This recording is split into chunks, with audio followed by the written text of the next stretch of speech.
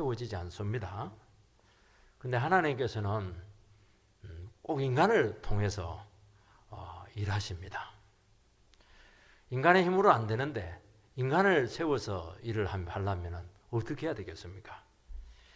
세우신 그 주인의 뜻을 잘 분별하고 그분이 이끄시는 대로 잘 따라가야 되는 것입니다. 그래서 하나님 나라를 세우는 데 있어서는 재능이나 어떤 눈에 보이는 것, 어떤 은사 이전에 이거는 믿음의 영역이고 신뢰의 영역입니다. 사실은 하나님께서는 다 할 수가 있으세요. 근데 믿음의 사람을 못 찾습니다. 그 복음의 사람을 찾지 못해요. 끝까지 하나님 한 분만 의지해서 끝까지 신뢰하면서 흔들리지 않고 끝까지 갈 수 있는 사람이 많지가 않다는 거예요. 그래서 주의 일을 딱 하려고 하다 보면은 없어요. 참 사람은 많은 것 같은데 진짜 하나님께서 세워서 맡기고 할 만한 사람이 의외로 적다는 거예요. 바울이 늘 겪었던 문제가 그겁니다. 바울이 얼마나 많은 사람들을 전도하고 그렇게 했는데 몇 사람 없어요. 디모데 이런 사람, 디도 이런 사람 몇 사람이 없어요. 그 사람이 계속 가는 거예요, 이게. 그리고 하나님 나라 일을 이렇게 하게 되면은 많은 오해와 갈등이 있습니다. 그리고 마귀가 또 거짓과 선동으로 이 공동체를 많이 이제 어지럽게 할 수가 있습니다. 도리어 세상이 쉽습니다. 월급 주면 돼요. 한 만큼 보상 주면 되는데 이거는 월급으로도 안 되고요. 이거는 아무것도 안 돼요. 신뢰로, 믿음으로, 성숙으로 되는 겁니다. 그래서 이것만이 모든 난관을 극복해서 끝까지 하나님 책임하에서 아름다운 열매를 맺게 하는 겁니다. 그래서 하나님 나라에서 참 저기가 아름답다. 참 저 성도가 너무너무 아름답다. 저 가정이면 너무 참 천국 같다. 이거는 참 어마어마한 일입니다. 쉽지가 않아요. 왜냐하면 이 복음의 사람이라고 하는 것은 모든 것을 하나님의 입장에서 생각을 하고 그리고 교회가 하나 되게 하는 일에 모든 그 포커스를 다 맞추고 다 나머지는 다 희생하고 양보합니다. 그리고 영혼에 유익되는 입장에서 결정을 하고 판단하고 처신을 하게 되는 것인데 그게 이제 말은 너무 아름다운데 내 거는 없는 거예요. 내 거는 없어요. 그러니까 나를 계속 희생지급에 나가야 되니까 그걸 못하는 겁니다. 하나님 한 분만 의지해야 되는 겁니다. 근데 그 사람을 통해서 하나님께서는 반드시 영광 받으시고 영원히 그 이름을 생명책에 기록해 놓으신다고 말씀하고 있고 몇 사람 안 되지만은 바울이 그 신약 성경 3분의 1을 기록했는데 그 이름들이 계속 나왔잖아요. 지금 얼마나 영광스럽습니까? 고린도 교회는 문제가 아주 심각했습니다. 바울이 첫 번째 편지를 썼을 때도 심각했는데 바울이 떠나고 나서 또 더 심각해졌어요. 근데 바울도 포레네에서 지난주에 우리가 살펴봤듯이 바울이 얼마나 많은 그 계획이 있었습니까? 그걸 이야기하는 것은 나도 바쁘다는 겁니다. 그리고 당장 급하고 긴급한 문제가 있지만은 당장 달려갈 수가 없다는 거예요. 그들은 요청을 했지만은 뜻대로 안 되는 겁니다. 근데 실제로 또 고린도 교회에서는 바울보다는 이 아볼로라고 하는 아주 탁월한 설교자, 바울은 그 키도 작고 못생기고 또 이거 말은 졸하다. 글은 아주 좋은데 말은 졸하다. 말빨이 없다는 거예요, 쉽게 말해서. 그래서 시덥잖게 생각하는 사람들이 많았습니다. 바울의 입장에서는 아볼로 2대 담임 목사인데 좀 이게 불편한 거예요.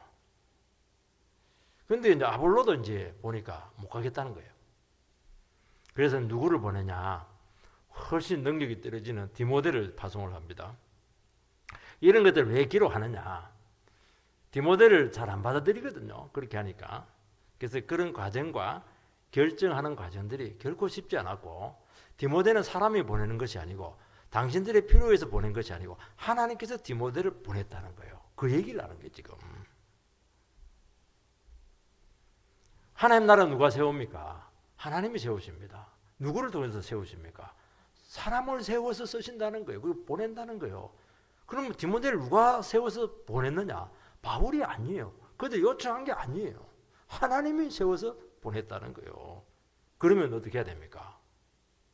너희들이 잘 받아서 그 인정을 하게 되면 하나님이 그 교회를 아름답게 다듬어서 잘 세울 것이다. 그 얘기를 하는 겁니다. 아주 평범하면서도 아주 중요한 그런 원리들이 포함되어 있는 것입니다. 첫 번째는 바울 사도가 디모데를 파송하는 과정을 아주 이렇게 구체적으로 기록을 합니다. 지금 교회에 지금 갈등이 많아요. 어려움들이 있고 아주 긴급합니다. 지금 손을 당장 써야 되는 것이죠. 근데 누구를 보낼 것인가? 이게 참 곤란한 문제입니다. 내가 가고 싶어도 못 가요. 왜냐하면 사람이 보내는 것이 아니고 자기가 가는 게 아닙니다. 그 주님이 보내시는 문제죠. 항상 이 문제가 굉장히 어려운 문제입니다. 왜냐하면 주님이 교회의 주인이 되십니다. 왜냐하면 주님이 보낸 사람이 아니면은 그 사람이 아무리 유능하고 그 사람이 거기서 길을 많이 닦아놓고 아는 사람이 많고 이렇게 해도 안 돼요. 문제가 더 악화됩니다. 혹시 겉으로는 봉합이 되더라도 심각한 후유증이 남는 겁니다. 그래서 기도를 많이 하라는 거예요. 하나님께서 보내달라고 기도하는 겁니다. 하나님이 세운 사람, 그 당시 그 상황에서 가장 적절하고 최선의 사람을 주님께서 세우셔서 주님께서 세우셨으니까 그 사람이 일하는 게 아니에요. 주님께서 그 사람을 통해서 일하는 겁니다. 그러니까 다 되는 거예요. 10절에서 12절 말씀을 읽어보겠습니다. 디모데가 이르거든 너희는 조심하여 그로 두려움 없이 너희 가운데 있게 하라. 이는 그도 나와 같이 주의 일을 힘쓰는 자임이라. 그러므로 누구든지 그를 멸시하지 말고 평안히 보내어 내게로 오게 하라. 나는 그가 형제들과 함께 오기를 기다린다. 바울 사도가 고린도 교회를 떠난 후 아주 긴급하고 어려운 문제가 발생했습니다. 그래서 고린도 교회에서 아주 도움을 아주 긴급하게 요청을 했고 목사는 양이 요청하면 무조건 가야 돼요. 도와야 되는 겁니다. 근데 문제는 이게 너무 멀리 떨어져 있고 비행기에 있는 것도 아니고 대륙을 건너가야 되는데 에베소에 있는데 누구를 보낼 것인가? 이게 이제 고린도 교회에서는 문제가 된 겁니다. 누구를 보내느냐 하는 것이 문제가 돼요. 문제가 안 되는 교회도 있거든요. 이게 문제가 되었다는 거예요, 지금. 왜냐하면 고린도 교회는 문제가 너무 많았고 시끄러웠고 파벌도 너무 많고 정말 이게 그냥 정상적인 교회가 아니었습니다. 그리고 무엇보다 하나가 되지 못했습니다. 그러면 누구를 보내야 되겠습니까? 강력한 능력의 종을 보낸다든지 아니면 제일 때 그냥 담임 목사를 다시 보낸다든지 그렇게 해야 되는데 생각지도 못한 사람을 파송을 하게 된 겁니다. 누구를 파송했습니까? 디모데가 이르거든. 사도는 영적인 아들 디모데를 먼저 보내고 있습니다. 고린도 교회 성도님들은 누구를 보냈겠습니까? 제1순위 설립자, 창립자 바울 사도죠. 그런데 이제 바울 사도는 쭉 계획을 이야기하면서 지금 에베소에서 복음의 문이 크게 열리고 있고 대적자들이 지금 막 많아서 도무지 지금은 자리를 비울 수가 없다. 내가 후에 반드시 가서 지나치지 않고 겨울 내내 너희들과 함께하면서 교회를 세우겠다. 그렇게 이야기를 하는 이유가 바로 여기에 있는 거예요. 못 간다는 거예요, 그 말은. 그런데 고린도 교회 성도들 중에서 이 아볼로가 왔으면 싶어하는 사람들이 많았어요. 또 요청을 하기도 하고. 사도는 그 경위들을 구체적으로 밝히고 있습니다. 숨기지 않아요. 그 이유는 뭐냐니까 디모데에게도 여러 번 가기를 권유했지만 디모데가 아니고 아볼로가 거절을 했다는 거예요. 그래서 하나님 디모데를 보내게 되었는데 하나님께서 디모데를 보냈다 그 말을 하는 겁니다. 지금 디모데는 바울의 아들이죠. 영적인 아들이죠. 근데 교회적으로 봤을 때는, 고린도 교회로 봤을 때는 담임 목사님은 바울 사도고 디모데는 부교육자입니다. 신방이 급한 일이 생겨가지고 목사님 신방을 와달라는데 담임 목사 설교 준비하기 안 되고 전도사님을 보내고 이러면은 아마 시험 드실 분들이 있을걸요. 고린도 교회 입장에서는 디모데 보내는 게 못마땅한 겁니다. 이게 그걸 지금 다 알고 있는 거예요. 잘 받아들이면 이런 말을 할 필요가 없어요. 뭐 잘 받아줘라, 그 협력해라, 그런 말을 할 필요가 없는 거예요. 그걸 안 할 가능성이 많으니까 그 얘기를 하는 거예요. 지금 우리는 사람에게 자꾸 주목을 합니다. 그러나 주님이 사람을 세우고 보내신다는 것을 꼭 기억을 하시기 바랍니다. 주님이 보낸다고 하는 것은 우리가 원하는 사람이 아닐 수 있다는 거예요. 왜냐하면 주님이 보냈으니까요. 실제로 또 주님께서 이 말을 하는 것은 뭐냐니까, 바울 사도가 우리가 원하는 사람이 실제로 왔을 때 정말 도움이 되느냐? 안 된다는 거예요. 바울이 지금 가도 안 된다는 거예요. 지금 내가 좋아하는 사람이 있어요. 나와 맞는 사람이 있어요. 코드가 맞는 사람이 있을 수가 있어요. 그건 내 생각이라는 거예요. 전체적인 상황을 보고 계시는 분은 하나님이시고 그 공동체와 그 상황을 가장 잘 파악하고 아시는 분은 주님이시고 그 상황에서 누가 제일 필요한가 하는 것을 아시는 분은 주님이시다는 거예요.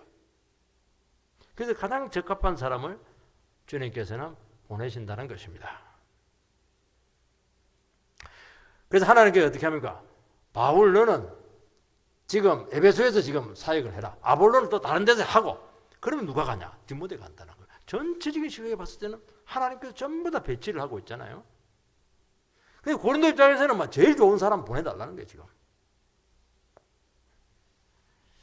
여러분, 주인이 중요합니다. 누가 보냈냐는 그 파송자가 중요한 거예요. 왜냐하면 주인이 세운 사람을 통해서 주님께서는 일하시고 반드시 은혜를 주신다는 것이에요. 그러면 마음먹기에 따라서는 얼마든지 은혜 받을 수가 있고 도움 받을 수가 있고 또 내가 그 상황에서 참 역할이 있고 그렇게 할 수 있다는 거예요. 얼마든지 가능하다는 거예요. 너희들은 지난번보다는 또 교회가 아무리 그래도 성숙하지 않았냐. 얼마든지 협력해서 할 수 있다. 그 얘기하는 거예요. 지금. 근데 뭐라고 얘기합니까? 너희는 조심하여 그를 두려움 없이 너희 가운데 있게 하라. 이는 그도 나와 같이 주의 일에 힘쓰는 자입니다. 디모데는 확실히 좀 부족합니다. 소심하기도 하고 또 남자답지 못해요. 대범하지도 못하고 또 나이가 좀 어립니다. 나이가. 그리고 바울보다야 훨씬 카리스마가 떨어지고 능력이 떨어지죠. 그리고 아볼로처럼 막 사람을 사로잡는 유창한 언변 능력도 없고 용기도 부족합니다. 그러니까 딱 사람들이 보고 그 모습 보고 얕잡아 보거나 쉽게 무시할 수 있고 겁먹게 할 수가 있습니다. 그러면 위축이 되는 거예요. 하나님께서 보냈는데 위축이 되면 누구 손해입니까 지금? 그래서 그에게 맡겨진 가르침과 교훈과 사역을 얼마든지 못하도록 방해할 수가 있다는 겁니다. 막을 수가 있어요. 방해하려고 한다기보다는 그런 태도가 나올 가능성이 많다는 거예요. 사람은 외모를 보기 때문이죠. 그래서 바울 사도는 아예 편지에다 대놓고 디모데를 마음을 열고 환영하고 그가 마음껏 사역할 수 있도록 격려하고 도우라 그렇게 말씀하고 있습니다. 왜냐하면 그것이 교회가 살고 교회가 부흥되고 그렇게 하는 것이 성도들이 복을 받는 길입니다. 여러분, 고린도 교회는 정말 성도님들이 은사도 넘치고 정말 지식도 많아요. 많이 배웠다는 거예요. 그 경험도 많아요. 여러분 나이도 어리고 소심하고 배경도 없고 이렇게 하는데 여기 박사들 그 다음에 빚가번쩍한 사람들 앉아 있으면 얼마나 기죽겠어요.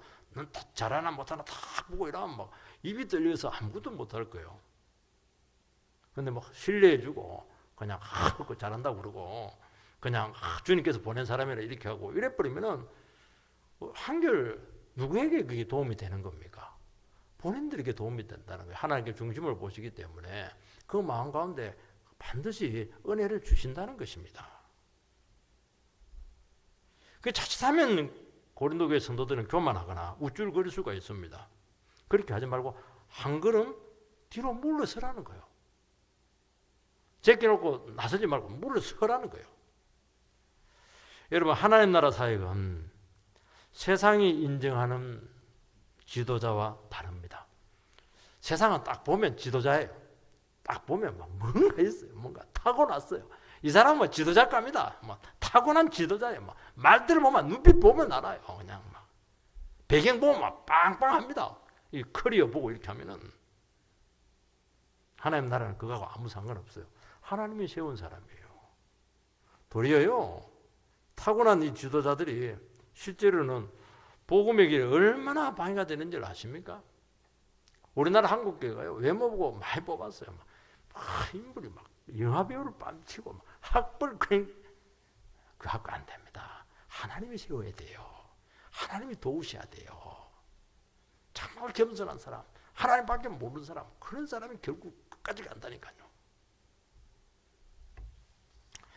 디모데는 인간적인 일꾼이 아니고 주의 일을 힘쓰는 동력자라고 소개하고 있습니다. 성도들 입장에서는 자기들보다 못하다 할지라도 디모데 그가 하는 일이 주의 일이기 때문에 존중하라는 거예요. 그가 스펙이 뛰어나고 인물이 뛰어나고 그래서 그러신 게 아니고, 그리고 주의 일이기 때문에 얼마든지 동력할 수 있다는 거예요. 이게 특징입니다. 주의 일은 하나님께 세우시면 누구든지 할 수가 있어요. 왜냐하면 내 일이 아니고 주의 일이니까.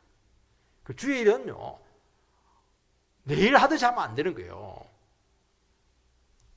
디모데는 용기가 부족합니다. 그런데 진짜 디모데가 용기가 부족하냐? 안 그래요. 속은 탄탄합니다. 정말 디모데가 중심이었고 급장이면은 바울과 그렇게 오랜 세월 동력할 수가 있겠어요? 잘난 사람 막아도 떨어져 나가고 다 떨어져 나간대. 이 사람은 끝까지 신실하게 그와 마음을 맞춰줬다는 것은 이 사람도 뭔가 생각이 있는 거예요. 겉으로 안 드러난 거예요. 이게. 신실하고 한결같은 그 귀한 부분을 너희들이 보라는 것입니다. 그래서 바울은 그를 잘 대접해서 다시 자기 자신에게 평안히 돌아올수록 해달라. 화가 나서 쫓겨서 돌아오게 하지 말고 평안히 돌아올수록 해달라는 거예요. 그래서 좋은 소식 좀 전해줄 줄 아는 겁니다. 고린도 교회 가보니까 엉망입니다. 그렇게 하는 게 아니고 성도님들이 기도를 해서 그런지 참 옛날하고 달라요. 정말 자세가 지금 달라졌습니다. 그 소리 듣고 싶다는 거예요. 지금 12절 말씀, 형제 아볼로에 대하여는 그에게 형제들과 함께 너희에게 가라고 내가 많이 권하였으되 지금은 갈 뜻이 전혀 없으나 기회가 있으면 가리라. 고린도 교인들 중에서 많은 사람들이 아예 아볼로파가 생길 정도니까 아볼로를 정말 따르고 좋아하는 사람들이 있었습니다. 아볼로는 제2대 고린도 교회 담임 목사였고 정말 설교자였고 능력자였고, 그리고 이 논쟁을 하는데, 기독교 논쟁적인 부분 이단하고 논쟁해야 돼요. 논쟁을 하는데 아주 탁월하게 굉장히 논리적인 사람이에요. 그리고 정말 존경을 받았습니다. 이 바울의 입장에서는 디모데하고 달라요. 디모데는 자기 제자니까, 자기 영적인 아들인데, 아볼로는 라이벌이죠. 경쟁자일 수가 있어요. 그리고 실제로 인기는 바울보다 더 좋아요. 그러면 우리는 어떻게 하겠습니까? 그냥 입 다물고 있고 이렇게 할 텐데 그렇게 하지 않고 여러분 아볼로에게 갈 것을 요청을 했다는 거예요. 그 말은 뭐냐니까 바울 사도는 전혀 아볼로에 대해서 시기심을 가진다든지 경쟁할 생각이 없다는 거예요. 왜냐하면 이것은 내 일이 아니고 하나님 나라 일이기 때문에 그렇다는 거예요. 주의 일이고 그의 유익을 위해서는 얼마든지 하나님은 누구든지 들어서 쓰실 수가 있다. 그런 고백인데 이게 참 귀한 겁니다. 이게 너무 귀한 거예요. 어떻게 했습니까? 아볼로에게 대해서 많이 권하였으되 한두 번 막 흉내만 낸 게 아니에요. 체면치레로 몇 사람이 뭐 좀 와달라고 그러는데 뭐 생각했으면 가고 뭐 안 가도 상관없다 그렇게 한 게 아니고 간곡하게 가시라고 그렇게 했다는 거예요. 그러면서 여러 번 했는데도 불구하고 아볼로의 대답은 뭐냐? 갈 뜻이 전혀 없다. 다음에 기회가 되면 가겠다. 그런 말을 했다는 거예요. 아볼로는 상황이 여의치가 않을 수가 있습니다. 자기 사역도 있기 때문에 바울처럼 다른 사역이 있기 때문에 또 아니면 제가 봤을 때는 이런 예민한 상황에서 교회의 유익을 위해서 딱 거절한 거예요. 이게. 왜냐하면 고린도 교회가 지금 파벌로 나눠가지고 난리인데 그 파벌 중에 수장되는 한 사람이 가게 되면은 어떻게 되겠습니까? 바울파는 위축이 되게 될 것이고 막 더 갈등이 심해지게 될 것이죠. 불을 보듯 뻔하잖아요. 그리고 아볼로 같은 사람들은 하나님의 인도를 받는 사람입니다. 기도하니까 아니에요. 기쁘지가 않아요. 하나님께 응답이 없어요. 하나님이 허락하지 않았기 때문에 안 간다는 거예요. 요게 마지막 기도 뭐 파버리고 그걸 떠나가지고 일단 기도했는데 응답이 없어요. 그럼 아니에요. 하나님께서 반드시 보내실 때는 반드시 응답을 허락하십니다. 세상에 안 가려고 해도 갈 수밖에 없어요. 아무리 가려고 해도 못 가요. 하나님 뜻이 아니면은. 뜻이면 가야 돼요. 하나님 뜻이 아니라는 거예요. 어떻게 이런 응답을 받을 수가 있습니까? 그는 고린도 교회를 향한 그 주님의 마음을 알았던 거예요. 교회를 사랑하는 그 마음. 자기가 덕이 되지 못한다는 거예요. 화평을 위해서 못 가겠다는 거예요.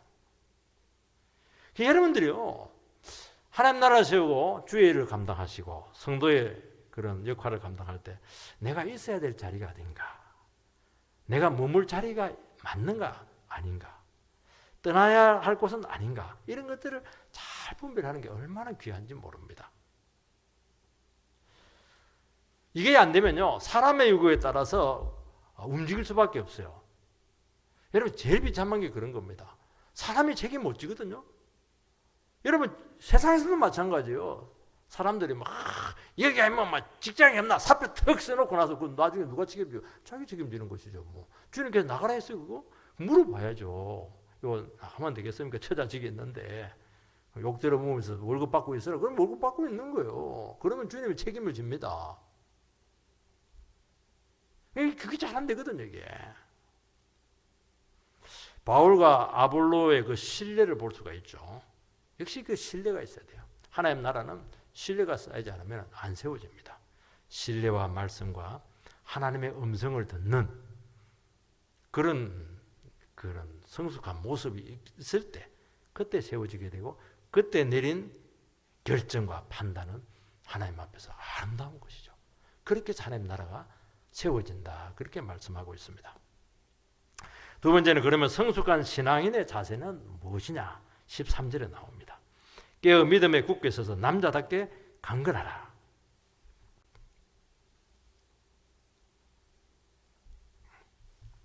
고린도 교회 성도님들은 많은 일에서 성숙하지 못했다는 거예요.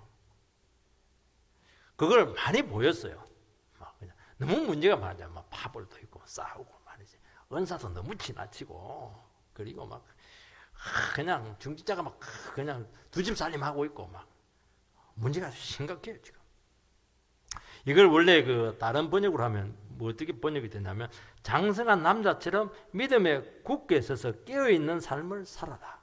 쉽게 표현한 해석 그 번역입니다. 여러분, 신앙의 그 성숙은 그 사람의 문제가 닥쳤을 때 그 문제를 해결하는 모습을 보면서 알 수가 있어요. 자기가 아무리 성숙하고 뭐 내가 아무리 교회 오래 생활하고 막 경력이 많고 아무 상관없어요. 문제가 딱 터졌을 때, 갈등이 생겼을 때 그 문제를 어떻게 접근하고 처리하고 해결하는가? 그게 성숙이라는 거예요. 그러면 어떻게 해야 되는가? 여기 지침이 나와 있습니다. 어떻게 깨어, 두 번째 믿음에 굳게 서서, 세 번째 남자답게 강건해라. 그게 이제 주님께서 주시는 성숙의 지침입니다. 깨어 있어야 돼요. 정신 차리라는 거예요. 어떻게 하면 정신을 차립니까? 어떤 문제가 있을 때 정신을 잃어버리면 안 돼요. 정신을 잃지 않으려면 어떻게 돼? 현실을 직시해야 돼요. 자기에게 주어진 이 문제를 제대로 보고 그것을 내 문제다고 인정을 하고 그걸 받아들이는 것이 직시하는 거예요. 그게 깨어있는 겁니다. 어떤 사람들은 뭐 문제가 있으면 막 정신을 잃어버려요. 하염없이. 사자소리 막 나면 막 짐승들이 막 꼼짝을 못해요. 그래서 먹히는 거예요, 이게. 보니 뱀 앞에 보니까 막 동물의 왕국 보니까 뱀 앞에 그 조그마한 들쥐들이 있는데 뱀이 나타나니까 막 가만히 있어요. 내 같으면 도망가면 좋겠는데 도망을 안 가더라고요. 그러니까 막 팍 물리니까 그냥 삼켜지더라니까요. 뱀보다 훨씬 빠르잖아요. 가면 되거든요. 못 가요. 겁이 나가지고. 여러분, 정신을 잃지 않아야 되는데 이게 쉽지가 않습니다. 너무 두렵거나 감당이 안 되면 스스로 그냥 무너져 버려요. 스스로 마음이 녹아버려요. 그리고 최악의 상황에서 헤어나오지 못합니다. 그렇게 최악은 아니거든요. 호랑이에게 물려가도 정신만 차리면 솟아날 구멍이 있다고 세상 사람도 이런 말을 하는데 예수 믿는 사람들이 더 흔들릴 때가 많습니다. 그 순간 힘들어서 그렇지 적나라한 자기 자신의 모습을 일단 한번 보라는 거예요. 눈을 떠가지고 눈 감지 말고 돌리지 말고. 아니 자녀가 지금 중환자리에 누가 피를 철철 흘리고 막 온갖 닌게를 다 꽂고 있는데 뭐 엄마가 그걸 고기를 안 돌리면 어떡해요? 안 보면 어떡해요? 봐야지. 인공고기 끼고 있는 거. 그 다음부터 뭐 닦아주든지 뭐 기도를 해주든지 그렇게 하는 것이지. 안 봐요. 그럼 누가 그 애를 책임을 져요?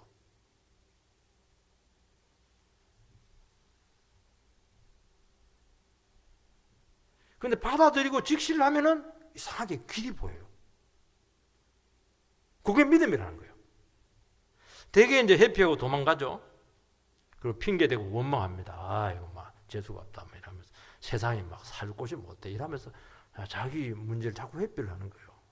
왜냐하면 그 문제를 똑바로 바라보고 직시할 수 있는 용기가 없기 때문에 그렇다는 것입니다.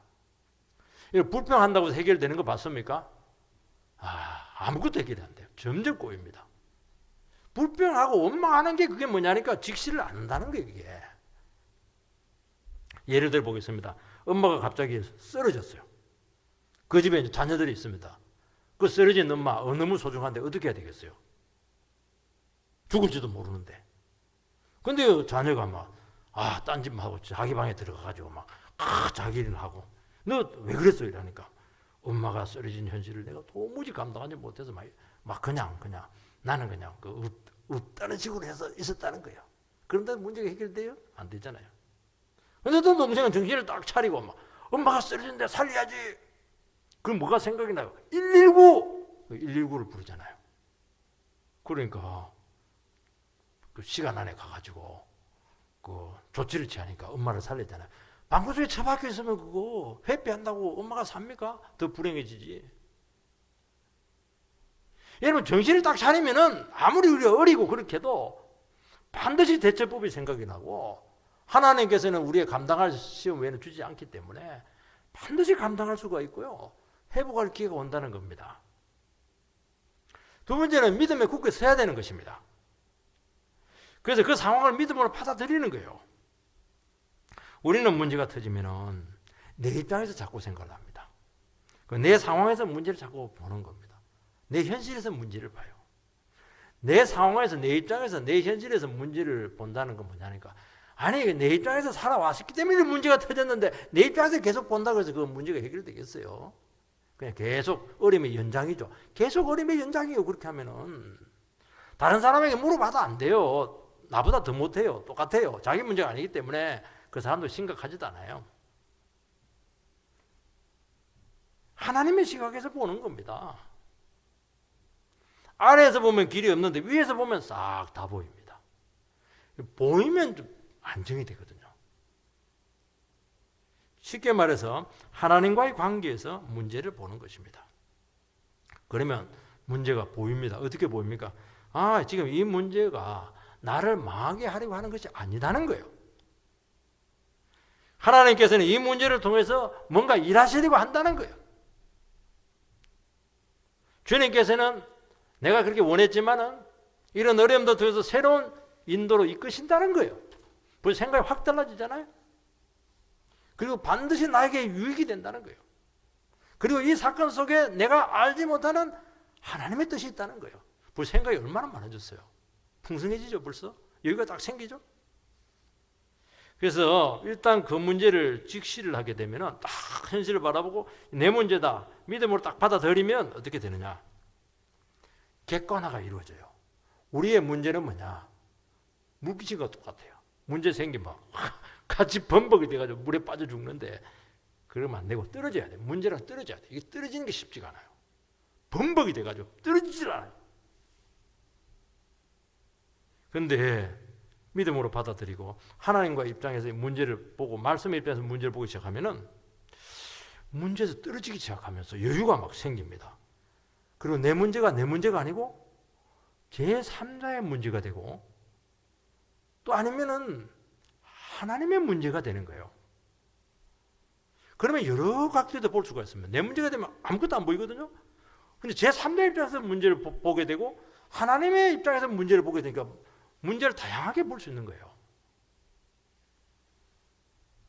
그래서 내가 회피하고 싶은 그 현실이 나에게 반드시 필요한 현실이었구나 하는 것을 인정을 합니다. 하나님께서 나에게도 이것도 허락을 하셨고 보니까 나에게 이게 필요한 과정이었구나 하는 것이 인정이 되는 거예요. 예를 들어 보겠습니다.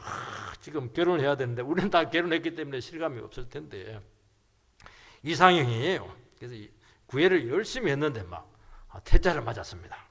충격이죠. 얼마나 컸으면 인생을 저 한 사람의 인생을 걸려고 했는데 거절을 당했으니까요. 시간이 조금 지나고 보면은 그 사람이 나와 안 맞아요. 외모는 괜찮고 굉장히 나에게 당기고 그렇게 하는데 한 1년, 2년 지나면 안 맞아요. 감사해요.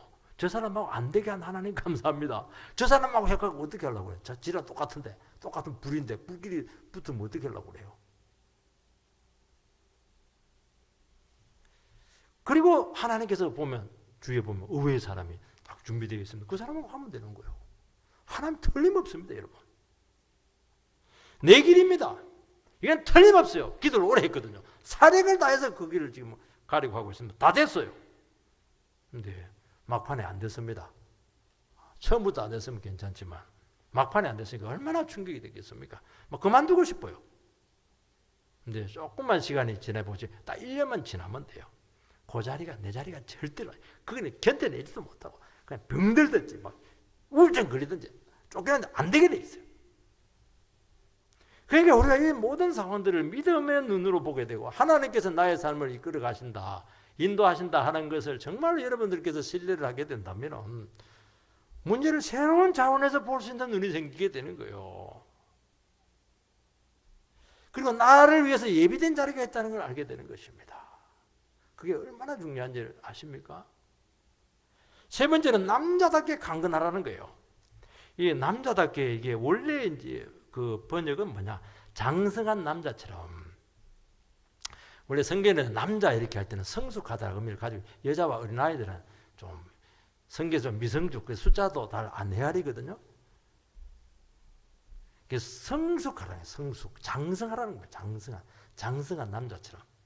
요즘 막 남자들은 막 덩치는 엄청 큰데 미숙한 남자들이 너무 많아가지고 여자들의 그 눈물을 너무 많이 흘리고 있습니다. 여러분, 성숙한 남자는 어떤 남자죠? 성숙한 남자는 책임지는 사람이에요. 책임지는 사람이에요. 문제가 생기면 도망가거나 결코 뒤로 숨지 않습니다. 용기를 내어서 막 책임을 지고 이렇게 하는 거예요. 여러분, 싫지만은 감당하고 손해가 되지만은 약속을 지키는 것입니다. 이런 사람은 이익에 따라서 움직이지 않고 대의를 위해서 희생을 하는 것입니다. 여러분, 사회나 교회나 공동체도 마찬가지예요. 그 사회나 공동체를 움직이는 사람은 책임지는 소수입니다. 여러분, 아무리 많아도 책임지는 사람이 없으면 그거는 공동체가 되지를 않아요. 이 사회가 되지를 않아요. 우리나라는 뭐 책임보다는 막 자기 욕망과 자기의 그 야망과 자기 그 비전과 이데올로기에 따라서 막 열성주의자들이 너무 사회를 흔드는 바람에 나라가 막 너무 힘들어지고 있습니다. 그거는 잘못 이끄는 것입니다. 대부분 자기를 보신하고 대세를 따라서 아닌 줄 알면서 말하지 않고 따르는 이런 사람들은 사실은 세우지 못해요. 방관자적이죠. 방관자적입니다. 책임을 져야 돼요.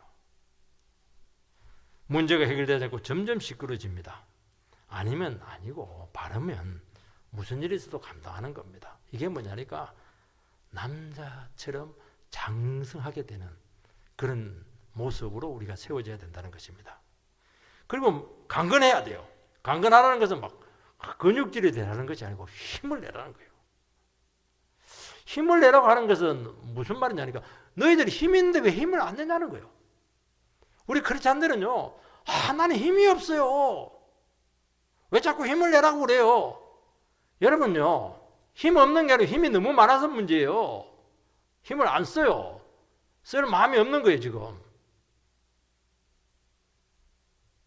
힘을 안 써서 그래요. 침체돼가지고. 우리들은, 잘 지고 잘 먹어야 힘을 낸다. 그게 너무 시려고 그렇게 하는데, 그 게으른 겁니다. 심에서 힘이 나오는 게 아닙니다. 어디서 나와요? 치열하면서 나오는 거예요. 하나님 뜻에 대한 치열함, 영적인 싸움에 대한 치열함. 바쁜 거하고 상관이 없어요, 여러분들. 그게 내가 주어진 일을 책임감 있게 수행해야 되겠다. 여기서 힘이 나오는 거예요. 바른 일을 내가 끝까지 감당해야 되겠다. 여기서 능력이 나오는 거예요. 여기서 권위가 세워지는 것입니다. 우리 크리스찬들이 자꾸 힘이 없다고 막 쉬어야 된다고 막 월요병 걸리겠다고 막 주일 너무 예배 드리니까 막 정말 이거 월요병 걸린다고 그게 약한 거예요. 그게 힘이 없는 거예요. 일주일에 성공하겠습니까? 그렇게 하죠. 주일에만 주님께 신을 다해서 그냥 바치는 거예요. 하룻밤 자고 다 해결이 돼요. 그런 사람들이 일주일 성공하는 것이지 예배 드리면서도 막 최소한으로 드리고 일주일 성공 못합니다. 거기서 무슨 힘이 나와요? 안 나옵니다. 여러분, 강건함이라고 하는 것은 가치에서 오는 것입니다. 나쁜 일, 위해가 되는 일, 세상적인 동기로 하는 일은 아무리 자기 이기적인 것은 아무리 열심히 해도 그것은 강한 것이 아니고 거기서 뭐가 나오냐? 잔인함이 나오고 악독함이 나오는 거예요. 그 세상이 그렇게 악독하잖아요. 피도 눈물도 없잖아요. 그거는 동기가 틀려서 그래요. 그러나 진리에 서서 죄와 싸우고 불의와 대항할 때 부드러우면서도 중심이 흔들리지 않는 정말 강건함이 나옵니다. 그것을 끝까지 지속할 수 있는 능력과 동기가 계속 만들어지는 거예요. 그거는 성령님께서 함께 하시기 때문입니다. 우리는 천성적으로 마음이 강한 사람들이 아닙니다. 이부터 가면서 강해지려 하는데 그게 아니에요. 성도들은 이미 늑대에서 양으로 바뀐 사람이에요. 이빨 빠졌지, 손도 빠졌지. 할 수 있는 게 없어요. 약해졌어요. 온유해졌어요. 근데 한 가지는 있어요. 뭐가 있습니까? 진리에 대해서는, 그 나라에 대해서는, 죄에 대해서는, 불의에 대해서는 얼마나 강한지 몰라요. 이게 복음에 대해서는 막 굉장히 강해요. 교회의 거룩을 위해서는 막 인생을 불태울 수가 있는 거예요. 이게 강함이라는 거예요. 이게. 그 14절, 너희 모든 일을 사랑으로 행하라. 모든 일을 사랑의 동기로 행하라는 것입니다. 사랑에 빠지면 아무것도 없습니다. 고린도서 13장에서 보면 사랑이 없으면 울리는 꽹과리가 아무 유익이 없다고 말씀하고 있습니다. 열매가 없다는 거예요. 사랑으로 하는 겁니다. 하나님을 사랑하세요. 교회를 사랑하세요. 영혼을 사랑하세요. 우리나라가 열심히 없어서 문제가 없습니까? 열심은 너무 많아요. 그런데 사랑하지 않아요. 여러분, 이 사랑이야말로 하나님께 영광이 되게 하고 교회를 회복시키고, 여러분, 영혼을 사랑하는 것이 무엇입니까? 그 영혼을 품고 살리는 것이 사랑하는 것이지 않겠어요? 그러면 문제가 극복이 되고 다 해결이 되는 겁니다. 여러분, 중요하고 영적인 일은 우리 힘으로 될 수 있는 것 아무것도 없습니다. 그러나 그 문제를 직시하고 우리는 회피하고 싶을 때가 너무 많아요. 이때 어떻게 합니까? 내 사명을 감당하고 그 문제를 해결하고 영혼을 상대하는 근본적인 동기를 계속 질문을 하라는 거예요. 내가 이 일을 왜 하냐는 거예요. 지금 나를 위해서 하느냐? 내 욕망을 위해서 하느냐? 성공을 위해서 하느냐? 사랑을 위해서 하느냐? 굉장히 중요한 질문이 된다는 것입니다. 그러면요, 이상하게 용기가 생기고 두려움도 사라지게 되고 여유가 생깁니다. 사랑하니까. 우리는 자꾸 서로 간에 대해서 견제하려고, 만약에 바울이 아볼로하고 견제하려고 했었으면 얼마나 추했겠어요. 얼마나 아름답지 못했겠어요. 사람들 입방아에 얼마나 오르내렸겠어요. 영혼이 잘 되도록 그렇게 했다는 거예요. 여러분, 동기가 잘못되면, 사랑의 동기가 없으면 힘은 힘대로 들고 문제 해결은 안 되고 열심히 내면 낼수록 꼬이게 될 겁니다. 자기 이름을 내거나 영향력이나 주도권을 가지려고 한다면 점점 경직이 되고 힘이 들어가고 꼬일 것입니다. 우리는 영혼이 무거울 수가 있어요. 마음이 막 조급해져요. 마음이 막 복잡해져요, 생각이. 그럴 때는 반드시 내가 지금 하고 있는 일이 이게 어떤 동기로 하는가 하는 것을 점검을 하시라는 것입니다. 우리는 자꾸 따지려고 해요. 허물을 들춰내려고 해요. 그때 내를 점검을 하라는 거예요. 동기가 왜 그럴까? 점검을 해야 돼요. 사랑이 모든 문제를 극복을 해냅니다. 그리고 성숙해지게 되고 지혜로워지게 되고 아름다워지게 되고 하나님의 뜻이 우리를 통해서 이루어지게 되고 그러면서 하나님 나라는 온전하게 세워지게 될 줄 주의 이름으로 축복드립니다.